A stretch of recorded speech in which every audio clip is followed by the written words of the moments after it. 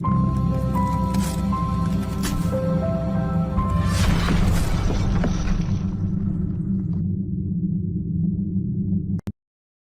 मेरे बचपन का दोस्त था। रिश्ते में वह मेरा मामा लगता था और उम्र में मुझसे 1 साल बड़ा भी था, लेकिन पढ़ाई में मुझसे 1 साल पीछे था। हम दोनों बड़े सीधे सादे, दुबले पतले राजा बेटे किस्म के लड़के थे। पढ़ाई तथा अन्य गतिविधियों में अव्वल, लेकिन दौड़ भाग खेल कूद में फिसड्डी। न तो हम और बच्चों की तरह लट्टू घुमाते, कंचे खेलते, न पतंग उड़ाते। हम सिर्फ ऐसा करते हुए बच्चों से ईर्ष्या करते, क्योंकि हमारे घर वालों की नजर में ये सब गंदे, गमवार और झगड़ालू बच्चों के खेल थे। ऐसा नहीं कि हमारा कभी किसी से झगड़ा नहीं होता था, लेकिन तू मैं से ही बात निपट जाती। मारपीट की नौबत ही नहीं आती।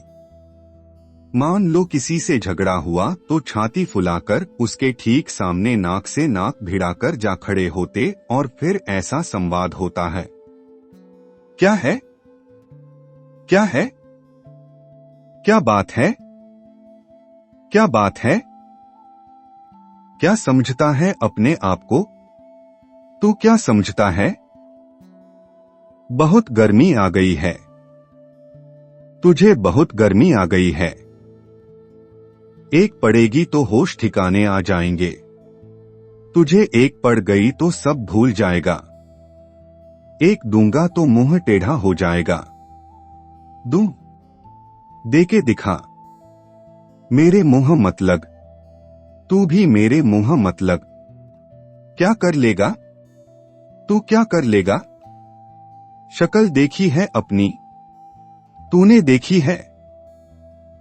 चल फूट फूट। और दोनों एक दूसरे को घूरते हुए अपने अपने रास्ते चले जाते। लेकिन तोताराम से हुए झगड़े की बात ही अलग थी।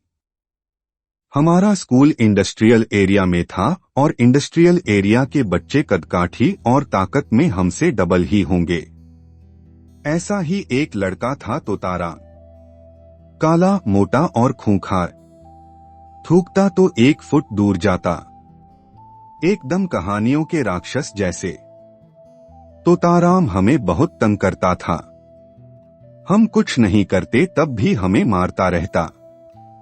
कभी सिर पर टप्पल लगा जाता, कभी कोहनी मार जाता, कभी टंगड़ी मारकर गिरा देता। उसके डर से हम खाने की छुट्टी में कुछ खा भी नहीं पाते। वह देख लेता तो छीनकर खा जाता। हमें सताने में उसे बहुत मजा आता था।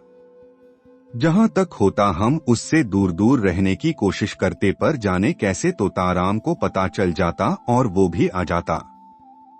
एक दिन हमने सोचा बस बहुत हो गया, आज निपट ही लेते हैं, आर या पार, जो होगा देखा जाएगा। शाम का समय था। फुटबॉल का खेल खत्म हो चुका था और बच्चे जा रहे थे।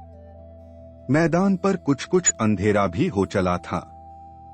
मुन्नू ने तोताराम को अकेले में बुलाया और उससे भीड़ गया। तोताराम कुछ समझता कि मैं भागता हुआ पहुंचा और पीछे से तोताराम को जोर का धक्का दे दिया। इस अचानक हमले से तोताराम हड़बड़ा गया और धड़ाम से नीचे गिर गया। मुन्नू ने फौरन उसकी दोनों टांगें पकड़ी और किसी तरह उसके घुटनों पर चढ़ बैठा। इससे पहले कि तोताराम उठने की कोशिश करे, मैंने उसका हाथ पकड़कर मरोड़ दिया। इसमें कोई शक नहीं कि तोताराम ने बहुत हाथ पैर चलाए, लेकिन हमने भी हिम्मत नहीं हारी। हाथ पाम से वह जितना मार सका उसने मारा, लेकिन हमने उसे उठने नहीं दिया। अब हाल यह था कि तोताराम जमीन पर चित पड़ा था। मुन्नू उसके दोनों घुटने दबाए उसकी जांघों पर बैठा था और मैं उसकी दोनों बाहें मरोड़े उसकी छाती पर बैठा था। तीनों हांफ रहे थे और लार टपका रहे थे, पर कोई किसी को छोड़ नहीं रहा था। तोताराम पूरी तरह हमारे काबू में था। लेकिन अब क्या करें?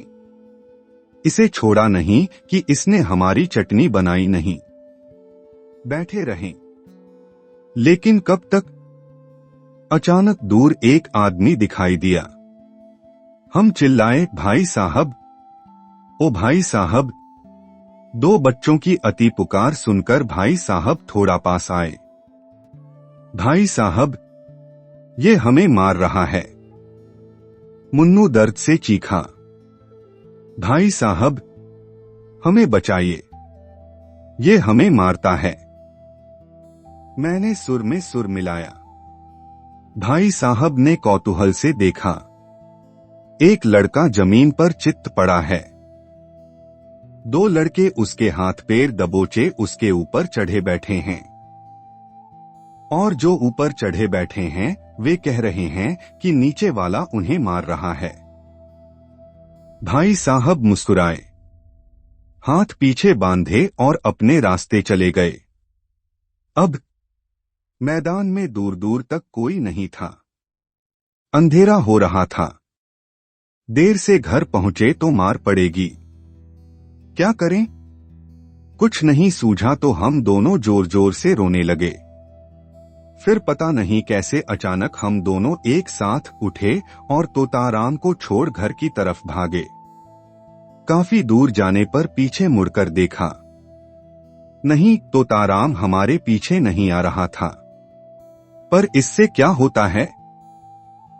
वह बड़े बड़े दम मरता कभी भी आ सकता है। हम फते घर पहुंचे। अब कल क्या होगा? हम तो उससे डरते ही है। सवाल यह है कि तोताराम हमसे डरा कि नहीं। खुशी की बात यह हुई थी कि तोताराम भी हमसे डर गया था।